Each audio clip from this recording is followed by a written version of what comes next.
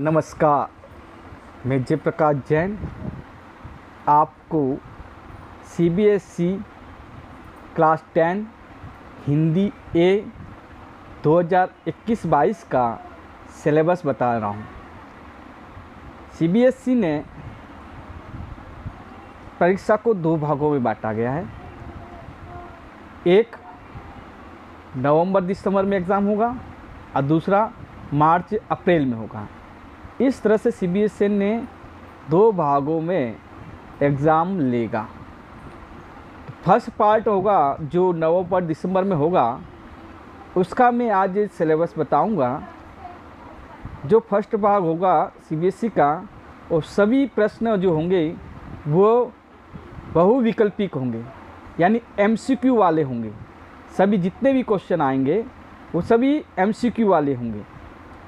तो इसमें से जो सबसे पहला जो क्वेश्चन होगा वो हिंदी का पहला जो क्वेश्चन होगा वो अपठित गद्यांश होगा। अपठित का मतलब जानते हैं? अपठित मतलब अभी तक जो पढ़ा नहीं हो ऐसा गद्यांश होगा जो 150 से 200 शब्दों में होगा। वो गद्यांश को नीचे 5 क्वेश्चन होंगे जो बहुविकल्पिक होंगे, एमसीक्यू वाले होंगे, है ना। 5 क्वेश्चन और 5 जो प्रश्न होंगे वो 5 नंबर के होंगे। एक नंबर के 5 होते तो 5 नंबर के होंगे। वो गद्यांश को आपको अच्छी तरह से पढ़ना है। उसी में से नीचे क्वेश्चन होंगे, आपको उसमें ढूंढ करके लिखना है।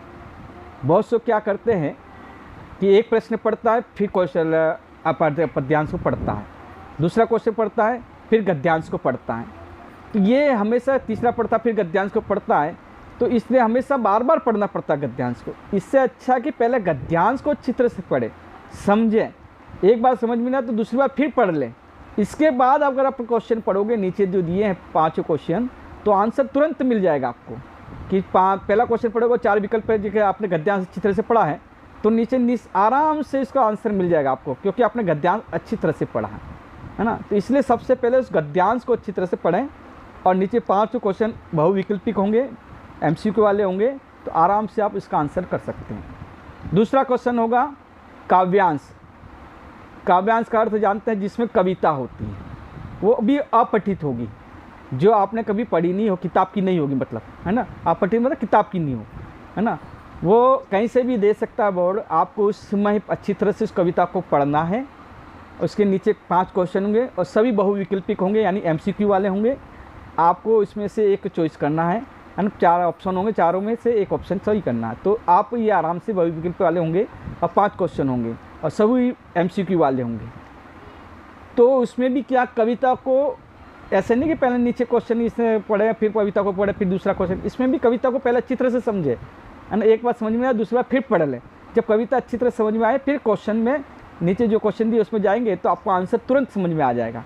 तो इसलिए जो अपठित काव्यांश और अपठित गद्यांश दोनों आएंगे। पहले नंबर गद्यांश, दूसरा काव्यांश, दोनों 5-5 नंबर के होंगे, कुल मिलाकर 10 नंबर के, है ना। इस तरह से पहला जो दूसरा क्वेश्चन होंगे वो गद्यांश अपठित होगा और अपठित काव्यांश होगा। इसके बाद जो होगा वो व्याकरण से संबंधित होगा। व्याकरण में 4 चैप्टर हैं। पहला जो चैप्टर है रचना के आधार पर वाक्य में भेद, है ना। दूसरा है वो है वाच्य, तीसरा है वो है पद परिचय, और चौथा है वो है रस। तो पहला जो क्वेश्चन होगा रचना के आधार पर वाक्य में भेद, वो भी सभी क्वेश्चन जो होंगे अभी वो सभी एमसीक्यू वाले होंगे। तो रचना के आधार पर वाक्य में भेद है, उसमें 5 क्वेश्चन पूछे जाएंगे, सभी एमसीक्यू वाले होंगे, यानी बहुविकल्पिक होंगे। उसमें से 4 करने के होंगे। ऐसे ही दूसरे नंबर पर जो क्वेश्चन होगा वो होगा वाच्य। उसमें भी 5 क्वेश्चन होंगे, उसमें से 4 करने को होंगे, है ना, और सभी बहुविकल्पिक होंगे। तीसरा जो होगा वो होगा पद परिचय, जिसमें 5 क्वेश्चन होंगे, उसमें से 4 करने के होंगे। उसी प्रकार जो रस होंगे उसमें भी 5 क्वेश्चन होंगे, उसमें से 4 करने के होंगे। तो क्वेश्चन तो टोटल 20 होंगे, उसमें से 16 करने के होंगे, और प्रत्येक क्वेश्चन 1-1 नंबर का, तो 16 नंबर की होगी, है ना। तो इस तरह से 4 × 4 16 क्वेश्चन होंगे, आपको करने हैं। जो 20 क्वेश्चन होंगे तो आपको ये चॉइस भी दिया जाएगा प्रत्येक क्वेश्चन पे एक एक का। तो आपको क्या करना है, जैसे कि आपने रचना के आधार पर वाक्य में 5 दिए हैं तो उसमें 4 करना है। तो जो आप जिस क्वेश्चन में आप कन्फ्यूज़ हो रहे हैं तो वो क्वेश्चन को छोड़ दें जो एकदम क्लियर होता है ना, जो लगा कि यही सही है उन 4 को करें और जो नहीं आता उसको छोड़ दें। ऐसा ना हो कि आप 5 कर लें, है ना। 5 करने पर बहुत सारी बातें होती हैं। नियम कैसा हो सकता है कि कभी 4 स्टार्ट के चेक करें, है ना। तो इसलिए बोर्ड के कुछ नियम होते हैं, इसलिए हमें जो 4 कहे तो 4 ही करने, 5 नहीं करने, नियम के अनुसार ही चलना है ना। इस बात का थोड़ा सा ध्यान रखें, क्योंकि इस बात का विशेष करके आप ध्यान दें कि जो आपको दिए गए हैं उसी के आधार पर ही करने हैं। 4 दिए तो 4 ही करने हैं, एक छोड़ना है। तो कौन सा छोड़ना आपको लगता है कि जिसमें कन्फ्यूज़न होता है वो छोड़ दे। ऐसे नहीं कि हमें 5 कर दिए तो 4 तो कौन से भी राइट हो जाएंगे, ऐसा नहीं करना। 4 है तो 4 ही करने हैं, है ना। हो सके बोर्ड ने आगे के 4 चेक किए और 5वां है ना, जो आपको राइट हो फिर भी वो गलत हो सकता है। क्यों कि पहला गलत हो 5वां राइट हो तो आगे के 4 हो सकते हैं। तो नियम होते उसके, इसलिए हमें 4 पूछा है तो 4 ही करें, है ना। इस सभी जितने पूछे जाते हैं हमें उतना ही करना, उससे हमारा समय भी ज़्यादा नहीं जाता है और नियम के अनुसार ही चलना चाहिए, है ना। ताकि कोई नियम होंगे हम 5 कर ले तो आगे के बोर्ड चेक करें 5वां चेक ही न करें, है ना। तो इसलिए हमें ऐसा टाइम वेस्ट भी क्यों करें। तो इस हिसाब से हमें जितना पूछा गया है उतना ही कार्य करना चाहिए, ताकि हमारा का जो क्वेश्चन है टाइमिंग है उसमें कम न पड़े, है ना। तो इस हिसाब से आप व्यू को ध्यान रखें, है ना, कि जिससे आप जो पूछा है कि आगे के 4 क्वेश्चन करने हैं या आपको जो 5 आते हैं उसमें 4 कौन से भी आपको आते हैं वही करने चाहिए, इस बात का ध्यान रखें। इसके बाद जो है पाठ्य पुस्तक का क्षितिज है। तो क्षितिज में काव्य खंड से 2 लेसन हैं और बीच पीछे जो गद्य खंड है उसके 2 लेसन हैं, है ना।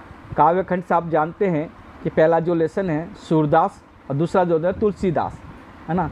तो सूरदास और तुलसीदास उसके में एक कविता, इसमें भी एक कविता ली जाएगी, है ना। जो पद उसमें सूरदास के पद हैं या तुलसीदास की जो चौपाई वगैरह हैं उसमें से कोई पद लिया जाएगा या चौपाई ली जाएगी, उसको आप वहाँ पे लिखे हुए आएगी और नीचे 5 क्वेश्चन होंगे।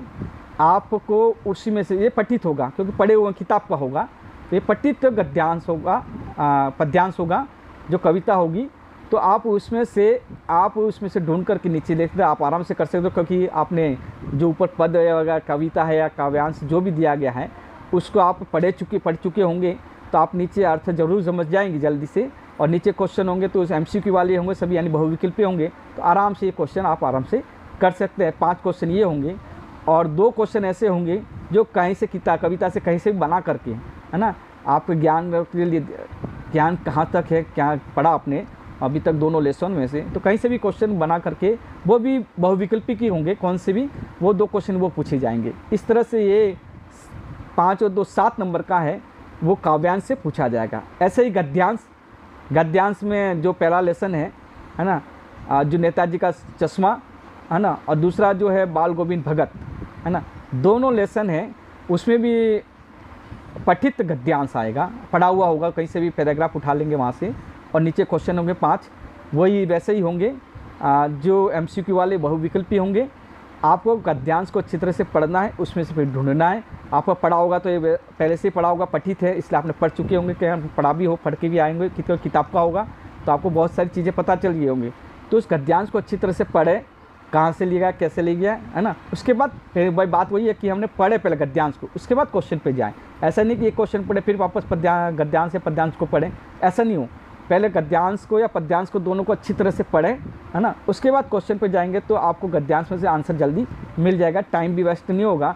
एक बार अच्छी तरह से पढ़ लिया, दूसरी बार नहीं समझ आया, दूसरी बार पढ़ लिया तो नीचे क्वेश्चन है आपको आंसर जल्दी मिल जाएगा, है ना। बार बार पढ़ने पे टाइम वेस्ट भी ज़्यादा होता है ना, और बार बार हमको पढ़ना पड़ता है ना। तो हर बार पढ़ने पर टाइमिंग और समझने में हर बार पूरा नहीं पढ़ेंगे तो उतना ही पढ़ने की कोशिश करते हैं, तो बार बार भूलने पर आपको बार बार पढ़ना पड़ता है। इसलिए एक बार ही अच्छी तरह से आप पढ़ लोगे तो आपको नीचे जो क्वेश्चन है वो अच्छी तरह से MCQ वाले कर लेंगे। ऐसे ही ये 5 क्वेश्चन गद्यांश के पूछे जाएंगे, पठित गद्यांश होगा, उसके नीचे क्वेश्चन होंगे 5, और 2 क्वेश्चन होंगे वो भी उस 2 लेसन से होंगे, जो नेताजी का चश्मा और बाल गोविंद भगत, 2 क्वेश्चन वो होंगे जो वो भी कहीं से भी ले उस लेसन में से लिए जाएंगे, कहीं से भी, है ना। तो आपने पढ़ा होगा तो आंसर तो आपको ज़रूर आ जाएगा जल्दी। तो इसलिए आप लेसन को अच्छी तरह से पढ़ के आते ही है एग्ज़ाम में हमेशा, तो सब अच्छी तरह से पढ़ के आएंगे तो आंसर ज़रूर मिल जाएगा आपको। पर अच्छी तरह जाएँ तो MCQ वाले वो भी होंगे, तो आप उसको अच्छी तरह से क्वेश्चन को पढ़ें और आपको ध्यान से करोगे तो आंसर आपके पास है ना। इस तरह से ये गद्यांश में भी 5 और 2 7 नंबर का हो गया। तो काव्यांश से भी 7 नंबर का और गद्यांश से भी 7 नंबर का, ऐसे 14 नंबर ये हो गए। तो कुल मिलाकर सब मिला करके और कितने नंबर हो गए? 40 नंबर हो गए। कैसे? फिर से एक बार भी बता दो। गद्यांश, अपठित गद्यांश, अपठित पद्यांश, है ना, उसके 10 नंबर। व्याकरण के जो आपके चारों पॉइंट हैं, जैसे बताया गया है कि रचना कहते हैं वाक्यम भेद 4 नंबर का, इसके बाद वाच्य 4 नंबर का, उसके बाद पद परिचय 4 नंबर का और रस 4 नंबर के, 16 नंबर ये। तो 16 और 10 26 नंबर। और क्षितिज में 2 लेसन स्टार्ट में सूरदास और तुलसीदास, ये दोनों मिलाकर के 7 नंबर के। और नेताजी का चश्मा और बाल गोविंद भगत, इन दोनों मिलाकर के 7 नंबर, 14 नंबर ये, इस मिलाकर के टोटल 40 नंबर का। तो इस तरह से ये पहले टर्म में ये क्वेश्चन आएंगे टोटल। आप इसको अच्छी तरह से आराम से कर सकते हैं, है ना। तो इस क्वेश्चनों को आप अच्छी तरह से पढ़ें, समझें और इसके बाद आंसर देंगे तो आपको पूरा क्वेश्चन, वैसे तो MCQ वाले हैं, क्वेश्चन भी वही है और आंसर भी वही है, सिर्फ आपको अच्छी तरह से पढ़ के जाना है तो आपको तुरंत इसका आंसर मिल जाएगा। तो इसलिए ये मैंने आपको सिलेबस थोड़ा बताया है। आप इसको इस तरह से पढ़ेंगे तो निश्चित ही आप के नंबर जो हिंदी में, है ना, आज पूरे में से पूरे नंबर आ सकते हैं। लिखना कुछ नहीं है, सिर्फ आपको MCQ में से टिक करना है ना। तो इसलिए इस फर्स्ट टर्म में जो सभी MCQ टाइप हैं, जैसे कंपटीशन में होता है उस टाइप से पूछा जा रहा है। और नॉलेज अभी से ही आपको इस तरह से CBSE दे रहा है कि इस तरह की कंपटीशन में आगे इस तरह से पूछा जाएगा। तो अभी से प्रैक्टिस दे रही है आपको, है ना, CBSE। तो इसलिए आपको इस तरह से किस तरह से आगे कंपटीशन में आपको करना है, तो पहली सीढ़ी से ही आपको इसको आगे बढ़ा रहे हैं आपको। तो इसलिए आप इस बात का अच्छी तरह से तैयारी करें।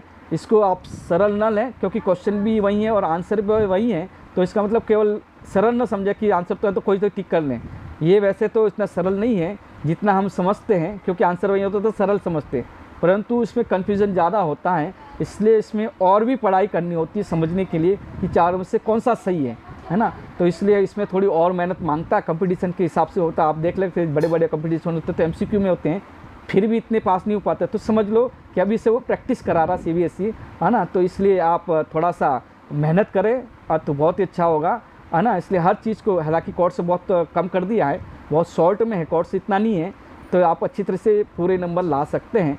तो मैं यही इच्छा चाहता हूँ कि प्रत्येक बालक अच्छी तरह से पढ़ें और पूरे नंबर लाएँ, 100% लाएँ।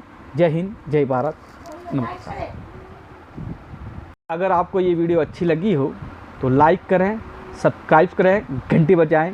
जय हिंद, जय भारत।